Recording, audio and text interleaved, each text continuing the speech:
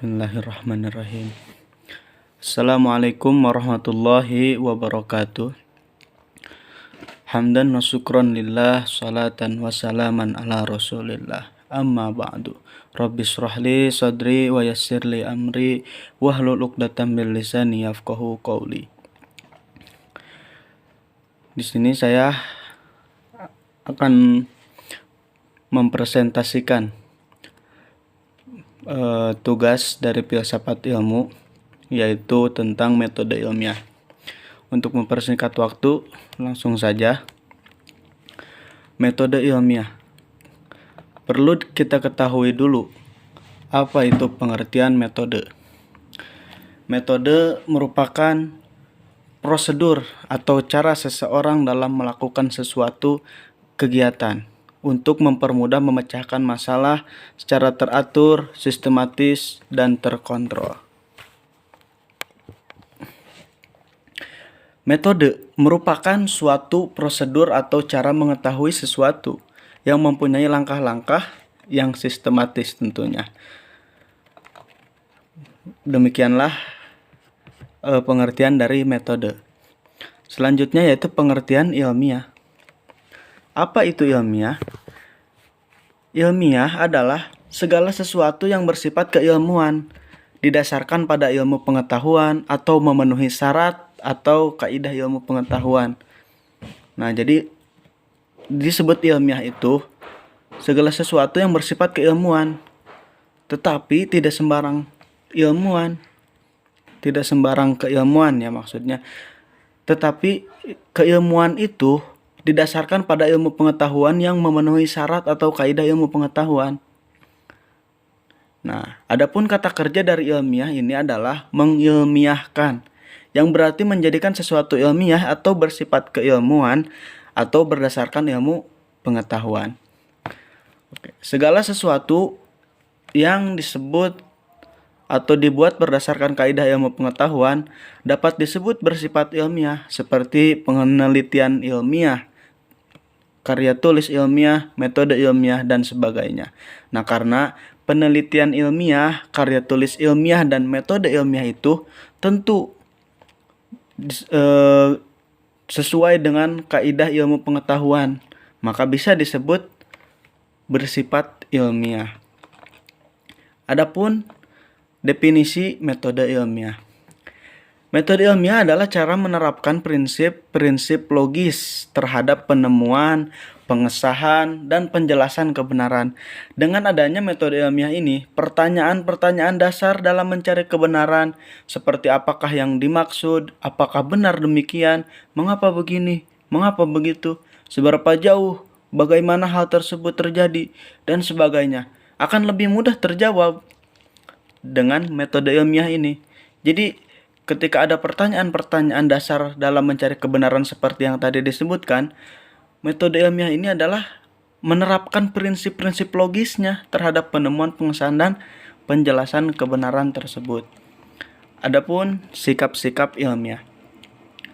Sikap-sikap ilmiah diantaranya yang nomor 1, rasa ingin tahu. Tentu sikap-sikap ilmiah ini memiliki sikap rasa ingin tahu. Rasa ingin tahu merupakan awal atau sebagian dasar untuk melakukan penelitian-penelitian demi mendapatkan sesuatu yang baru. Yang kedua yaitu jujur. Dalam melakukan penelitian, seorang saintis harus bersikap jujur. Artinya selalu menerima kenyataan dari hasil penelitiannya dan tidak mengada-ada, serta tidak boleh mengubah data hasil penelitiannya. Yang ketiga, tekun. Tekun berarti tidak mudah putus asa. Jadi tekun itu terus, jika dia gagal terus itu ditekuni. Tidak pernah putus asa, tidak mudah putus asa. Jadi terus semangat dan pantang menyerah. Dalam melakukan penelitian terhadap suatu masalah tidak boleh mudah putus asa. Seringkali dalam membuktikan sesuatu masalah, penelitian harus diulang-ulang untuk mendapatkan data yang akurat. Dengan data yang akurat, maka kesimpulan yang didapat juga lebih akurat. Yang keempat, yaitu teliti. Teliti artinya bertindak hati-hati, tidak ceroboh dengan tindakan yang teliti dengan tindakan yang teliti dalam melakukan penelitian akan mengurangi kesalahan-kesalahan sehingga menghasilkan data yang baik. Yang kelima, sikap ilmiah ya. Yang kelima, objektif. Objektif artinya sesuai dengan fakta yang ada. Artinya hasil penelitian tidak boleh dipengaruhi perasaan pribadi. Semua yang dikemukakan harus berdasarkan fakta yang diperoleh. Sikap objektif didukung dengan sikap terbuka, artinya mau menerima pendapat yang benar dari orang lain. Yang keenam, terbuka menerima pendapat yang benar. Artinya bahwa kita tidak boleh mengklaim diri kita yang paling benar atau paling hebat. Kalau ada pendapat lain yang lebih benar, lebih tepat, kita harus mengakuinya, kita harus menerimanya. Nah, kemudian di sini disebutkan kriteria metode ilmiah. Di antara kriterianya yaitu supaya metode yang digunakan dalam penelitian disebut metode ilmiah, maka metode tersebut harus mempunyai kriteria sebagai berikut. Kriteria yang pertama yaitu tentu harus berdasarkan fakta. Seperti tadi, jujur itu ya. Jujur itu tidak mengada-ada, tidak melebihkan, tidak mengkurangi. Jadi harus berdasarkan fakta. Yang kedua, bebas dari prasangka. Ketiga, menggunakan prinsip analisa. Yang keempat, menggunakan hipotesa. Yang kelima, menggunakan ukuran objektif. Yang keenam, yaitu menggunakan teknik kuantifikasi. Nah, kemudian langkah-langkah metode ilmiah. Di antara langkah-langkah metode ilmiah ini yaitu hipotesis. Metode ilmiah bergantung pada karakterisasi yang cermat atau subjek investigasi.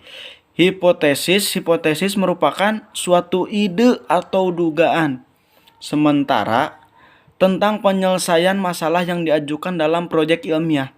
Hipotesis yang berguna akan memungkinkan prediksi berdasarkan deduksi.